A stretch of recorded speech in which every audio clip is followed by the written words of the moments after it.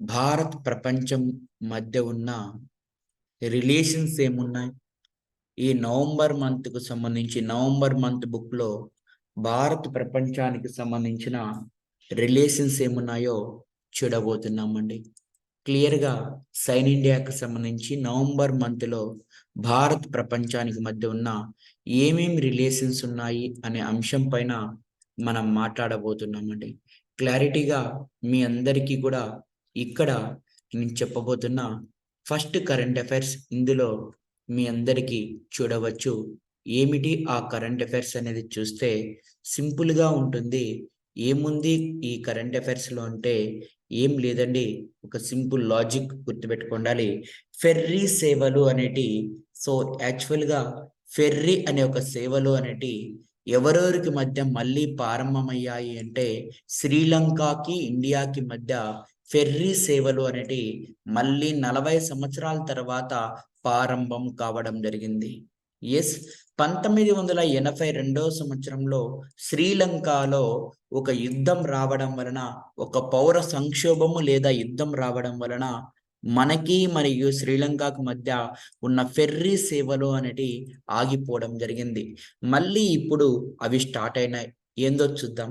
తమిళనాడులోనే నాగా పట్టణం హార్బర్ నుండి శ్రీలంకలోని జఫ్నాలోనే కామ్కేస్ సంతరై అనే హార్బర్ వరకు, అంటే జఫ్నా అనేది శ్రీలంకలో ఒక ప్రాంతము, తమిళనాడులో నాగపట్నం అనేది ఒక ప్రాంతం. ఇవి ఓడరేవుకు సంబంధించిన ప్రాంతాలు అన్నమాట. ఈ రెండు కూడా, ఈ రెండిటి మధ్య ప్రయాణికులు ఫెర్రీ సేవలు, ఫెర్రీ అనేది నౌక పేరండి, ఆ ఫెర్రీ సేవలు అనేటి సో మళ్ళీ ఇప్పుడు ప్రారంభమయ్యాయి. రైట్, ఇంతకు ముందు 40 సంవత్సరాల క్రితం 1982 సంవత్సరంలో శ్రీలంకలో పౌర సంక్షోభం రావడం వలన ఈ సేవలు నిలిచిపోవడం జరిగింది. ఇప్పుడు మళ్ళీ స్టార్ట్ కావడం జరిగింది ఫెర్రీ సేవలు. ఫెర్రీ సేవలు అంటే ఫెర్రీ అనేది ఆ యొక్క సిప్ నేమ్ అనమాట. సో ఆ మధ్య శ్రీలంకకి మధ్యకి ఇప్పుడు నరేంద్ర మోడీ గారు ఈ యొక్క విధానాన్ని, మనకి శ్రీలంకకి మధ్య ఈ ఫెర్రీ సేవల విధానాన్ని వర్చువల్ విధానంలో అక్టోబర్ 14న స్టార్ట్ చేశారు. రైట్, శ్రీలంక యుద్ధ సమయంలో ఈ పడవ సేవలు అనేటి రద్దు కావడం జరిగింది. మళ్ళీ 40 సంవత్సరాల తర్వాత దీన్ని మళ్ళీ స్టార్ట్ చేశాం. Shipping corporation of India limited ఆధ్వర్యంలో, వెరీ వెరీ ఇంపార్టెంట్, ఎవరు ఆధీనంలో ఇది స్టార్ట్ చేయడం జరిగిందంటే ఈ యొక్క సేవలు షిప్పింగ్ కార్పొరేషన్ ఆఫ్ ఇండియా ఆధీనంలో ఈ ఫెర్రీ సేవలు అనేటి సో స్టార్ట్ కావడం జరిగింది. రైట్, చాలా జాగ్రత్తగా మనం మాట్లాడుకోవడానికి ఆస్కారం ఉంది. రైట్, గతంలో చెన్నై టు కొలంబో మధ్య తుత్తుకూడి మీదుగా ఇండోసియల్ ఎక్స్ప్రెస్ ఆధ్వర్యంలో పడవలు కొనసాగేటి. అంటే 1982కు ముందు ఎలా కొనసాగాయి అంటే ఇండోసియల్ ఎక్స్ప్రెస్ ఆధ్వర్యంలో సో ఇవి కొనసాగాయి అని చెప్పేసి మనం మాట్లాడుకుంటున్నామండి.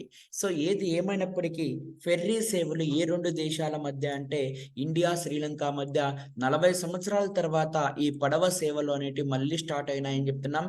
దీన్ని shipping corporation of India limited వారి ఆధీనంలో దీన్ని స్టార్ట్ చేసినామని చెప్పేసి మనం అందరం కూడా తెలియపరచుకోవడం జరుగుతూ ఉంటుంది. Clear, done. నెక్స్ట్ వన్ జాగ్రత్తగా గమనించుకుందాం. నెక్స్ట్ కరెంట్ అఫైర్స్ లో భాగంగా మనం ముందుకు పోదాం. రైట్, నెక్స్ట్ కరెంట్ అఫైర్స్ లో భాగంగా చాలా ఇంపార్టెంట్ ఎగ్జామ్ పాయింట్ ఆఫ్ లో సో మీరందరూ కూడా గమనించుకోగలగాలి. రైట్, చాలా జాగ్రత్తగా గమనిస్తే భారత వెలుపల అత్యంత ఎత్తైన అంబేద్కర్ గారి విగ్రహం, అంబేద్కర్ గారి విగ్రహం చాలా చాలా ఇంపార్టెంట్. భారత వెలుపల అత్యంత ఎత్తైన అంబేద్కర్ గారి విగ్రహం ఎక్కడ ఆవిష్కరించారు అంటే వెరీ వెరీ ఇంపార్టెంట్, భారతదేశం యొక్క వెలుపల. యాక్చువల్గా తెలంగాణలో అత్యంత ఎత్తైన అంబేద్కర్ విగ్రహాన్ని ఎన్టీఆర్ గార్డెన్స్ దగ్గర మన ఇండియాలో స్టార్ట్ చేశారు. ఇప్పుడు మన ఆంధ్రప్రదేశ్లో కూడా ఈ యొక్క అమరావతి ప్రాంతంలో కూడా స్టార్ట్ చేశారు. ఇప్పుడు మన భారతదేశం వెలుపల అత్యంత ఎత్తైన అంబేద్కర్ విగ్రహం ఎక్కడ ఆవిష్కరించారు అనే క్వశ్చన్ ని మనం మాట్లాడుతున్నాం. భారతదేశం వెలుపల జాగ్రత్తగా గమనించాలి. భారతదేశం వెలుపల అత్యంత ఎత్తైన అంబేద్కర్ గారి విగ్రహం ఎక్కడ అంటే ఉత్తర అమెరికా ఖండంలోనే మేరీల్యాండ్ లో ఆవిష్కరించారు. మేరీల్యాండ్ లో రైట్. చాలా జాగ్రత్తగా మనం మాట్లాడుకోవాలా. ఈ విగ్రహాన్ని ఎవరయ్యా అంటే తయారు చేసింది రామ్‌వి సుతార్. గుజరాత్‌కు చెందిన రామ్‌వి సుతార్ గారు తయారు చేయడం జరిగింది ఈ విగ్రహాన్ని. అంటే సర్దార్ వల్లభాయ్ పటేల్ యొక్క విగ్రహాన్ని ఎవరైతే తయారు చేశారో ఆ వ్యక్తే ఈ విగ్రహాన్ని తయారు చేశారు భారత వెలుపల కూడా. అది కూడా ఎక్కడ? ఉత్తర అమెరికాలోని మేరీల్యాండ్‌లో ఆవిష్కరించారు. ఇప్పుడు దీనిని ఏమంటున్నామంటే statue of equality, equality Samatha Murthy అని చెప్పేసి మాట్లాడుతున్నామండి. So statue of the equality అని very very important. Statue of the integrity, statue of the equality. So చాలా ఇంపార్టెంట్. సమతా మూర్తిగా ఎవరి యొక్క విగ్రహాన్ని చెప్తున్నామంటే స్టాట్యూ ఆఫ్ ఈక్వాలిటీగా అంబేద్కర్ యొక్క విగ్రహాన్ని చెప్తున్నాం. 13 ఎకరాలలో సో ఈ యొక్క ప్రాంగణంలో 19 అడుగుల ఈ విగ్రహాన్ని సో ఎప్పుడు ఆవిష్కరించారయ్యా అంటే అక్టోబర్ 14th. అక్టోబర్ 14th ఎందుకు ఆవిష్కరించారంటే అంబేద్కర్ గారు తన చిట్ట చివరి జీవితంలో సో బుద్ధిజం స్వీకరిస్తాడు. అది కూడా నియో బుద్ధిజం స్వీకరిస్తాడు. Neo Buddhism. ఏ బుద్ధిజం అని క్వశ్చన్ అడుగుతాడండి. నియో బుద్ధిజం అనేది స్వీకరించడం జరుగుతుంది అంబేద్కర్ గారు తన చిట్ట చివరి యొక్క రోజుల్లో. నియో బుద్ధిజాన్ని అనేదాన్ని స్వీకరించడం జరుగుతుంది. అంటే అక్టోబర్ 14th సో ఇతను నియో బుద్ధిజం స్వీకరించాడు కాబట్టి ఆ రోజునే బుద్ధిజం స్వీకరించిన రోజునే దీన్ని మనకి చేయడం జరుగుతూ ఉంటుంది.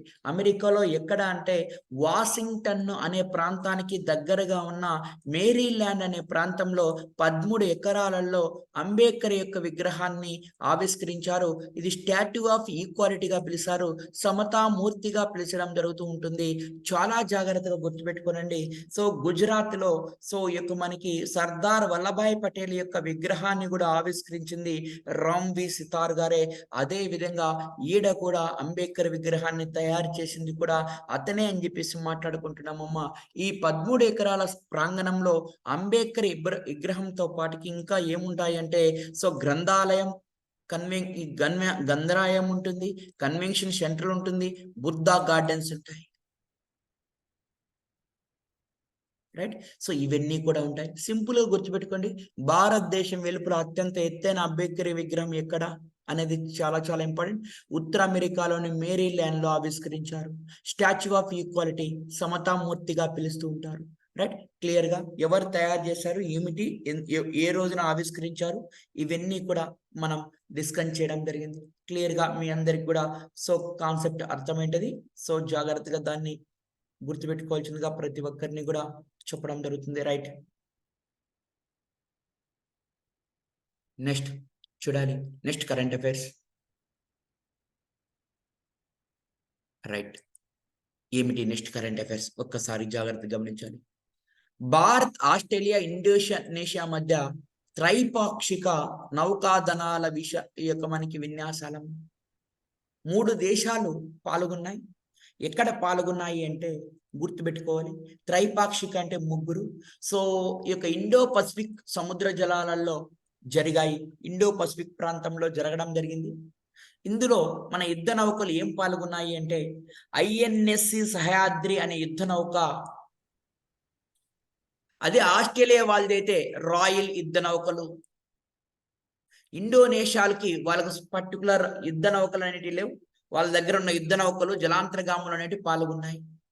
3 దేశాల మధ్య భాగస్వామ్యం బలోపేతం చేయడం, సామర్థ్యాలను మెరుగుపరుచుకునేందుకు దీన్ని చేయడం జరిగింది. లాస్ట్గా ఫైనల్గా ఈ త్రైపాక్షిక యొక్క సంబంధించినది ఎందుకు చేసినారంటే ఇండో పసిఫిక్ సముద్రాలలో జలాలలో స్థిరమైన శాంతియుత వాతావరణం నెలకొల్పడం కోసము. ఇందుకోసం ఈ 3 దేశాలు కలిపి త్రైపాక్షిక, దాని పేరు ఏం లేదండి.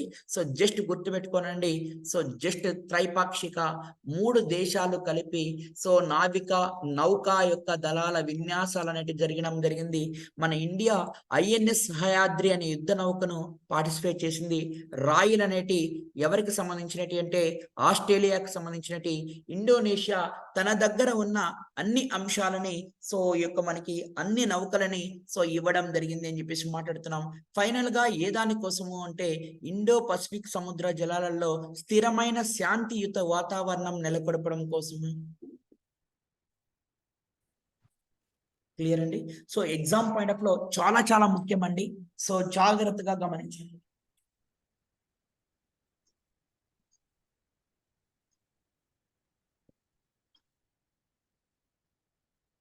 క్లియర్. నెక్స్ట్ కాన్సెప్ట్ చూద్దాం. నెక్స్ట్ కాన్సెప్ట్ చూద్దాం.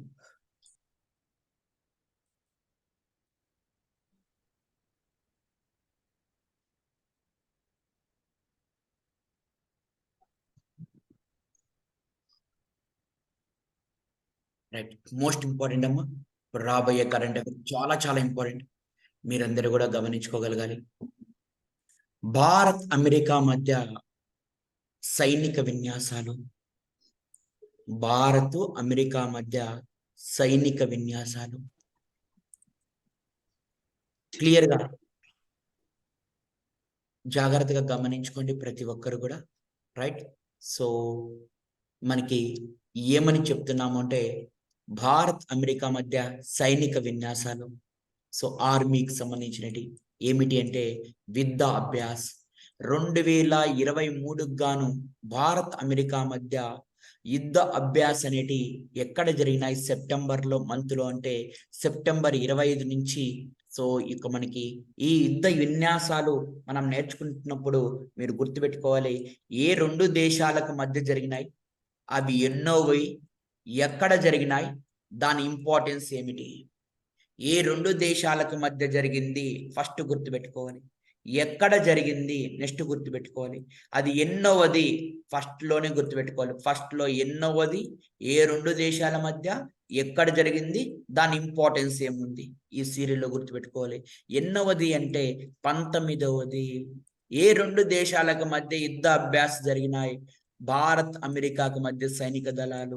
ఎక్కడ జరిగినాయి, అమెరికాలోని అలస్కాలో జరిగినాయి. దీని ఇంపార్టెన్స్ ఏమిటో చూద్దాం, చాలా జాగ్రత్తగా గమనించాలి. భారత సైన్యానికి అమెరికా సైనిక దళాలకి మధ్య యుద్ధ అభ్యాసం అనేది సో 19 అమెరికాలోని అలస్కాలో జరగడం జరిగింది.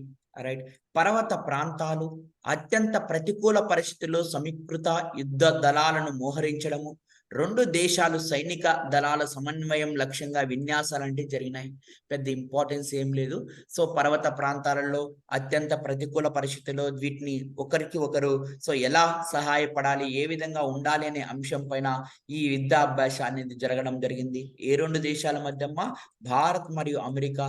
ఎక్కడమ్మా, 19వది అమెరికాలోని అలస్కాలో జరగడం జరిగింది.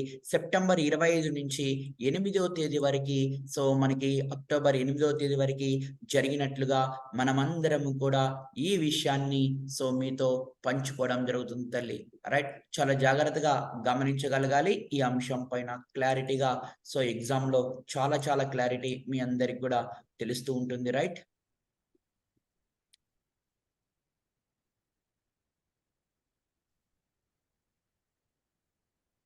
ఎస్, చూడాలి, ఇది కూడా చాలా చాలా ఇంపార్టెంట్.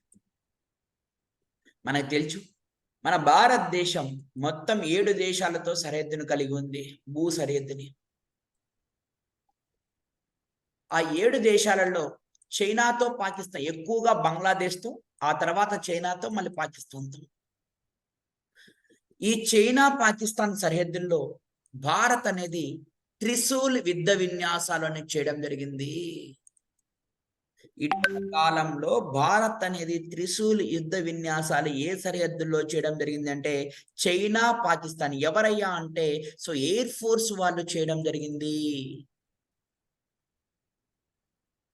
వెరీ వెరీ ఇంపార్టెంట్, జాగ్రత్తగా గమనించుకోండి. రైట్, త్రిశూల్ అనే పేరిట గగనతల యుద్ధ విన్యాసాలని సో మనం చేశాం. వాయుసేనకు సంబంధించిన రఫేల్ విమానాలు, రఫేల్ అంటానే మీ అందరికి తెలుసుకోవాలి, ఫ్రాన్స్ నుంచి రఫేల్ యుద్ధ విమానాలని తీసుకొని వచ్చాం. ఫ్రాన్స్ లో ఏ సంస్థ తయారు చేస్తుందంటే డసాల్ట్ ఏవియేషన్ అనే సంస్థ ఫ్రాన్స్ లో మనకి రఫేల్ యుద్ధ విమానాలని సో తెచ్చుకున్నాం. 32 రఫేల్ యుద్ధ విమానాలని ఇండియాకి తెచ్చుకోవడం జరిగింది. క్షిపణి రక్షణ వ్యవస్థ S-400 అనే సో ఈ యొక్క విమానాలను కూడా మనం రష్యా నుంచి తెచ్చుకున్నాము. రష్యా నుంచి చెప్పుకున్నాం. ఇవన్నీ కూడా అంటే సో ఎంఆర్ శ్యామ్ క్షిపణి, స్పైడర్ క్షిపణులు ఈ యొక్క త్రిశూల్ అనే యుద్ధ విన్యాసాలలో పాల్గొనడం జరిగింది అని చెప్పేసి మనం మాట్లాడుకుంటున్నాం. ఎందుకయ్యా అంటే ఈ చైనా పాకిస్తాన్ సరిహద్దుల్లో మన నెట్వర్క్, కమ్యూనికేషన్ నెట్వర్క్, ఆయుధాలకు సంబంధించి ఎలా ఉంది పరిస్థితి అని తెలుసుకోవడానికి ఈ యుద్ధ విన్యాసాలు అనేటివి మనం చేయడం జరిగింది. అంటే చైనా పాకిస్తాన్ తో ఒకవేళ యుద్ధం పడితే అక్కడ కమ్యూనికేషన్ నెట్వర్క్ ఎలా ఉంది, మరియు ఆయుధాలు ఎలా మనము అక్కడ ఆ ప్రాంతంలో, ఆ సరిహద్దు ప్రాంతంలో ఎలా దింపుకోవచ్చు అనే అంశాలపైన సో మనం దాడి చేయడానికి ఇవన్నీ కూడా ఈ త్రిశూల్ యుద్ధ విన్యాసాలు అనేటివి జరగడం జరిగింది అని చెప్పేసి మీ అందరికీ కూడా ఈ అంశాన్ని తెలియపరచడం జరుగుతుంది తల్లి. క్లియర్? డన్. Next one.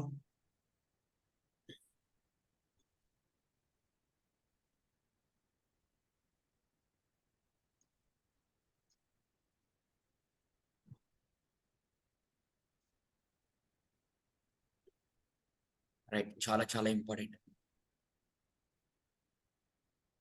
4వ ప్రపంచ సాంస్కృతిక ఉత్సవాలు ఎక్కడ జరిగినాయి?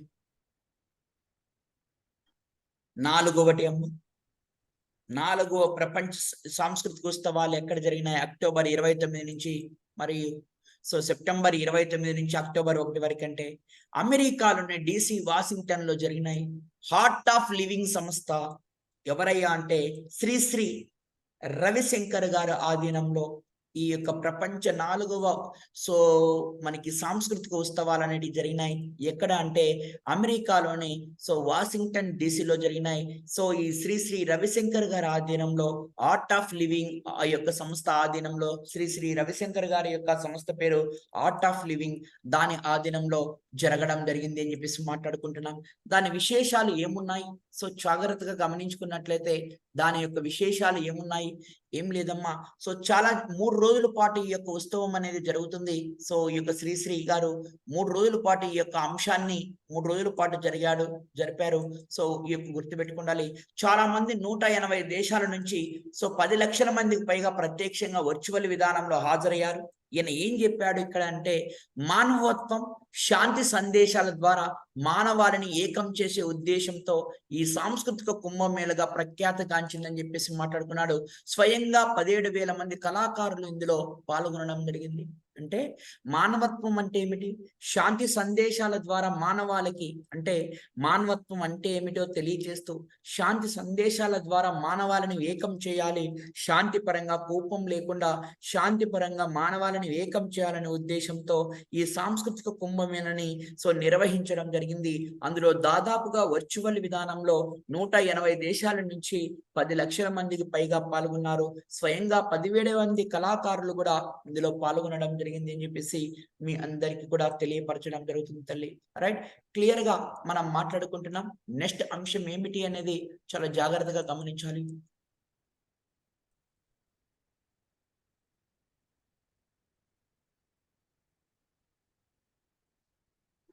రైట్, సింపుల్ గా సో జస్ట్ గుర్తుపెట్టుకోండి, వదిలేసేయండి అంతే. భారత్లో ఆఫ్ఘనిస్తాన్ కార్యాలయం అనేది మూసివేశారు.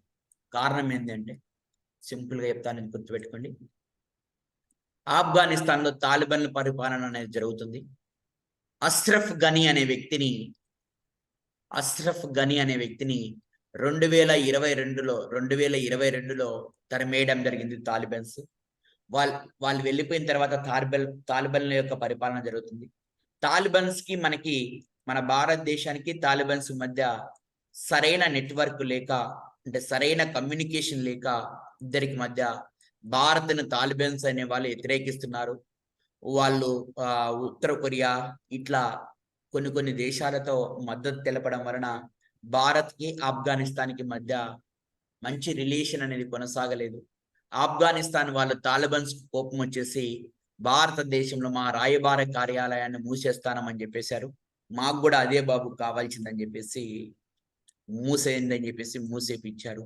ఢిల్లీలో ఉన్న సో ఈ యొక్క ఆఫ్ఘనిస్తాన్ యొక్క రాయబార కార్యాలయాన్ని ఆఫ్ఘనిస్తాన్ ప్రభుత్వం అనేది సో ఏం చేసిందంటే మూసివేయడం జరిగింది. ఇంతకంటే ఈ యొక్క ఇంపార్టెన్స్ ఏం లేదు. దాన్ని వదిలేసేయండి అంతే. జస్ట్ గుర్తుపెట్టుకొని వదిలేసిందిగా సో ఈ యొక్క కరెంట్ అఫైర్స్ ని మీ అందరికి కూడా తెలియపరచడం జరుగుతూ ఉంటుంది. Clear? Done.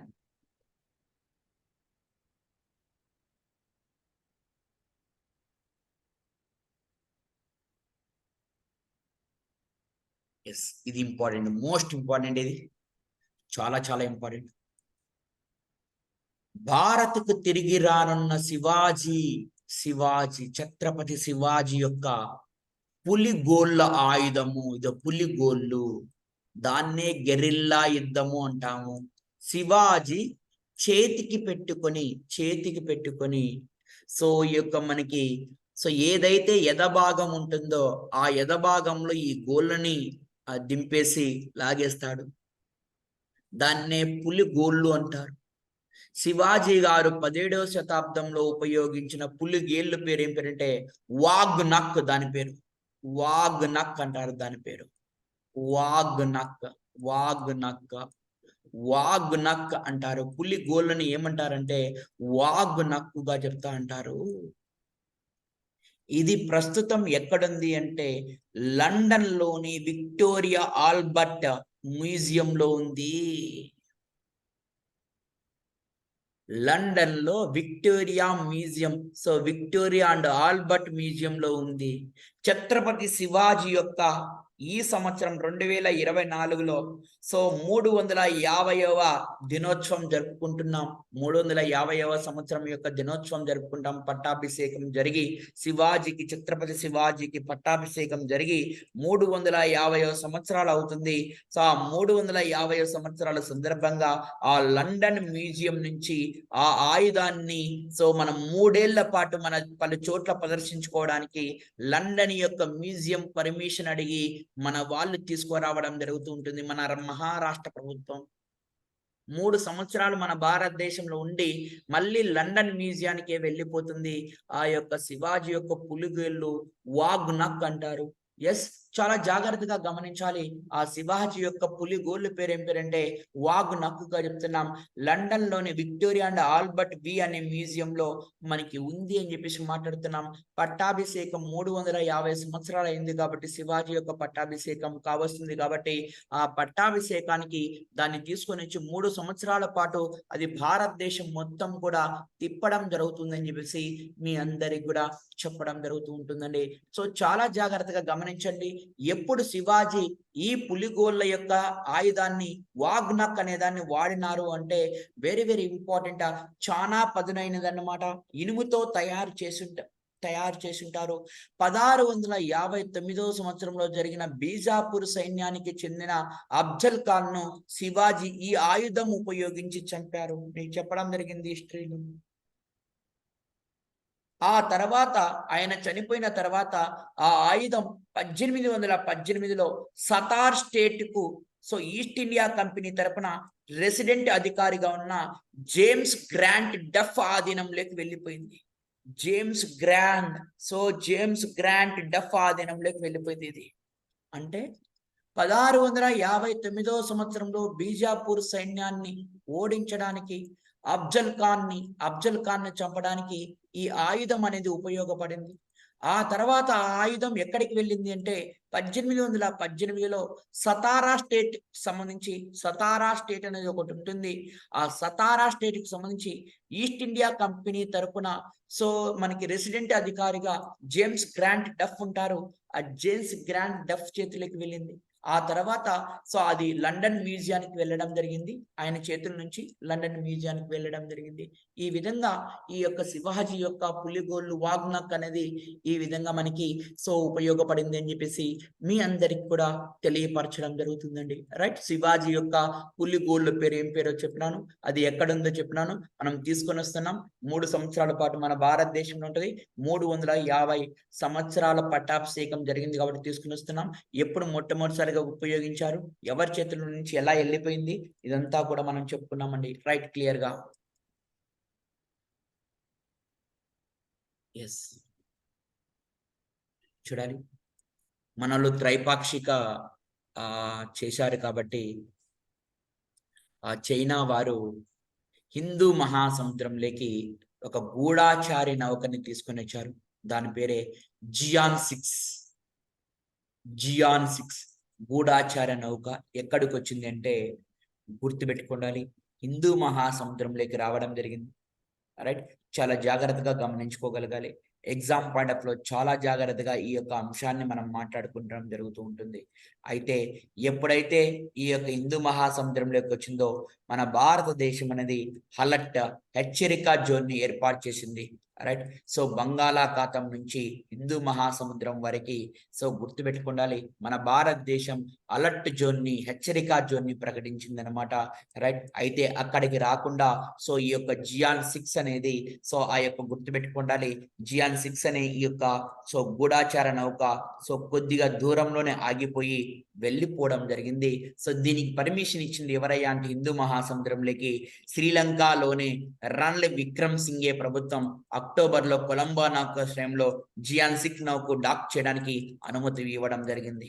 Right, so Hindu మహాసముద్రంలోకి వచ్చింది, మన భారతదేశం వైపు అని అనుకుంటున్నారు, మన భారతదేశం వైపు రావడానికి ప్రయత్నించింది. అప్పుడే మనం అలర్ట్ అయి హెచ్చరిక జోన్ని సో రిలీజ్ చేసి దానిపై అటాకింగ్ జరపబోతామని సో మనం చెప్పుకోవడం జరిగింది. సో కాబట్టి వీళ్ళు ఇమీడియట్ గా ఎక్కడికి వెళ్ళిపోయారంటే శ్రీలంకలోనే సో ఈ యొక్క రణల్ విక్రమ్ సింఘే అనే ప్రభుత్వం ఉంది, ఆ కొలంబియో నౌకాశ్రయానికి వెళ్ళడం జరిగింది. రైట్, ఇటీవల కాలంలో చైనా వాళ్ళు సో జియాన్ 6 అనే గూఢాచార నౌకని ఏ మహాసముద్రంలోకి తీసుకొని వచ్చారు అంటే హిందూ మహాసముద్రంలోకి తీసుకొని వచ్చారని క్లారిటీగా గుర్తుపెట్టుకోండి. వచ్చిన పాటిని మన భారతదేశం వైపు మల్లుతూ ఉంటే మనం ఏం చేశామంటే దానికి హెచ్చరిక జోన్లు జారీ చేయడం వలన అది శ్రీలంక వైపు వెళ్ళిపోయిందని చెప్పేసి మీ అందరికి కూడా తెలియపరచడం జరుగుతూ ఉంటుంది. Clear, done. ఎస్, ఇంతకు ముందు మనం భారతదేశం వెలుపల అంబేద్కర్ విగ్రహాన్ని ఎక్కడ చేశాము అంటే మీ అందరికీ తెలుసు, ఎక్కడ చేశాం, మేరీల్యాండ్ లోనే, సో వాషింగ్టన్ డీసీలో. ఇప్పుడు జోహన్బర్గ్ లో మహాత్మా గాంధీ యొక్క విగ్రహం ఆవిష్కరణ చేస్తున్నాము. జోహన్బర్గ్ ఎక్కడుందంటే దక్షిణాఫ్రికాలో ఎందుకు చేస్తున్నామంటే గాంధీజీ 1893 సంవత్సరంలో దక్షిణాఫ్రికాకు వెళ్ళాడు కాబట్టి సో జోహన్బర్గ్ లో సో గాంధీజీ యాక్చువల్ గా దక్షిణాఫ్రికాలో 2 ఆశ్రమాలని స్టార్ట్ చేస్తాడు. టాల్స్టాయ్ ఫోనిక్స్ అనే ఆశ్రమాలు 2 స్టార్ట్ చేస్తారని మనం హిస్టరీ క్లాస్ లో చెప్తున్నాం. ఇప్పుడు ఈ జోహన్బర్గ్ లోనే టాల్స్టాయ్ ఆశ్రమంలో గాంధీజీ యొక్క విగ్రహాన్ని 8 అడుగుల యొక్క విగ్రహాన్ని ఆవిష్కరించడం జరిగింది అని చెప్పేసి మనం మాట్లాడుకోవడం జరుగుతుంది. ఈ గాంధీజీ ఈ జోహన్బర్గ్ లో ఎప్పుడు నివసించి ఉన్నారయ్యా అంటే సో 1910 నుంచి 1914 మధ్యలో నివసించి ఉన్నారు అని చెప్పేసి మనం మాట్లాడుకోవడం జరుగుతూ ఉంటుంది. సో గుర్తుపెట్టుకోండి, చాలా చాలా ఇంపార్టెంట్ ఎగ్జామ్ పాయింట్ ఆఫ్ లో ఎక్కడ స్టార్ట్ చేశారు, ఏ విధంగా స్టార్ట్ చేశారు అనేది మనం అందరం కూడా జాగ్రత్తగా గమనించుకోవాలి. దీన్ని ఎవరు ఈ యొక్క గాంధీ విగ్రహాన్ని ఎవరు, అక్కడైతే రామ్వీ సుతార్, ఇక్కడ గాంధీజీ విగ్రహాన్ని సేవాగ్రామ ఆశ్రమానికి చెందిన జలంధర్ నాథ్ రాజారాం చనోల్ అనే వ్యక్తి ఆ యొక్క మనకి తయారు చేసి ఇచ్చాడు. గుర్తుపెట్టుకోవాలా, ఎవరయ్యా అంటే చాలా చాలా జాగ్రత్తగా గుర్తుపెట్టుకోండి, జలంధర్ నాథ్ రాజారాం చనోల్ అనే వ్యక్తి ఈ విగ్రహాన్ని తయారు చేసి సో ఈ యొక్క దక్షిణాఫ్రికా ప్రభుత్వానికి ఇవ్వడం వలన జోహన్బర్గ్ అనే ఈ యొక్క ప్రాంతంలో సో అక్కడ ఉన్న సో ఈ యొక్క ఇంతకు ముందు గాంధీజీ గారు సో 1910 నుంచి 1914 మధ్యలో అక్కడ నివసించి ఉన్నారు కాబట్టి ఆ టాల్స్టాయ్ ఆశ్రమంలో గాంధీజీ యొక్క విగ్రహాన్ని అమర్చడం జరిగింది అని చెప్పేసి మీ అందరికీ కూడా తెలియపరచడం జరుగుతుంది. ఈ విగ్రహాన్ని తయారు చేసింది ఎవరో గుర్తుపెట్టుకోండి, ఎక్కడ ఆవిష్కరించారో గుర్తుపెట్టుకోండి. సో దట్స్ ఇనఫ్, గుర్తుపెట్టుకోండి. Right, clear. Last and final ఈ రోజు యొక్క కరెంట్ అఫైర్స్ లో భాగంగా సో భారత ప్రపంచం అనే దాంట్లో భాగంగా మనం ఈ యొక్క కరెంట్ అఫైర్స్ లో ముగించడం జరుగుతుంది. రైట్, క్లియర్ గా జాగ్రత్తగా గమనించండి ఈ అంశాన్ని. రైట్, యుఏఈ మన ఇండియాకి మధ్య పేమెంట్స్ ఒప్పందం అనేది జరిగింది. యుఏఈ మరియు యుఏఈ ప్రభుత్వం మీకు తెలుసు COP28 యాడ్ జరుగుతుంది అంటే COP28 యాడ్ జరగబోతుంది అంటే యుఏఈలో జరగబోతుంది COP28. రైట్, చాలా important. National payment corporation of India, very very important. National payment corporation of ఇండియాకు చెందిన, రైట్. సో మన ఇండియాకు సంబంధించి నేషనల్ పేమెంట్ కార్పొరేషన్ ఉంటుంది. యుఏఈకి సంబంధించి ఆల్ ఎతిహాద్ పేమెంట్ అనేది ఉంటుంది. ఈ రెండిటికి మధ్య ఒప్పందం కుదిరింది. సో గుర్తుపెట్టుకోండి, ఆ రెండిటికి మధ్య సో ఈ యొక్క మనకి యూపీఐ పేమెంట్లు సో ఒకదానికి ఒకటి ఎటువంటి కాస్ట్ లేకుండా, సో వాళ్ళకి మనకి మధ్య ఎటువంటి కాస్ట్ లేకుండా, సో ఈ యొక్క మనకి చాలా చాలా ఇంపార్టెంట్ అమ్మా ఎగ్జామ్ పాయింట్ ఆఫ్ లో వీళ్ళిద్దరికి మధ్య ఒప్పందం అనేది కుదిరింది. సో ఎందుకయ్యా అంటే డిజిటల్ లావాదేవీల్లో మనం ఇంకా మంచి ఉన్నత స్థానం సాధించడానికి సో ఈ యొక్క ప్లాట్ఫారం మధ్య అనుసంధానం అనేది కుదిరింది అని చెప్పేసి మాట్లాడుకుంటున్నాం. చూడండి జాగ్రత్తగా, మన నేషనల్ పేమెంట్ కార్పొరేషన్ ఆఫ్ ఇండియాకు సంబంధించి సో గుర్తుపెట్టుకోండాలి ఏమిటి అనేది చాలా జాగ్రత్తగా గమనించండి. సో ఈ నేషనల్ పేమెంట్ కార్పొరేషన్ కి సంబంధించిన సో ఎన్ఐపిఎల్ అని చెప్పేసి మాట్లాడుకుంటున్నాం. ఆ ఎన్ఐపిఎల్ తో సో ఆ యొక్క నేషనల్ పేమెంట్ కార్పొరేషన్ కు చెందిన ఒక విభాగం ఉంటుంది ఎన్ఐపిఎల్. ఆ సంస్థతో సో మనకి యుఏఈకి సంబంధించిన ఆల్ ఎతిహాద్ అనే పేమెంట్ సంస్థ మధ్య సో రెండింటికి మధ్య సో ఒప్పందం కుదిరింది. దీని ద్వారా ఏమవుతుంది అంటే డిజిటల్ చెల్లింపుల యొక్క వృద్ధి ఎక్కువ చేయడమే దీని యొక్క ముఖ్య ఉద్దేశంగా మనం అందరము కూడా తెలియపరచడం జరుగుతూ ఉంటుంది. ఇదండి సో దీనికి సంబంధించిన మన యొక్క భారత్ ప్రపంచానికి సంబంధించిన ముఖ్యమైన అంశాలు.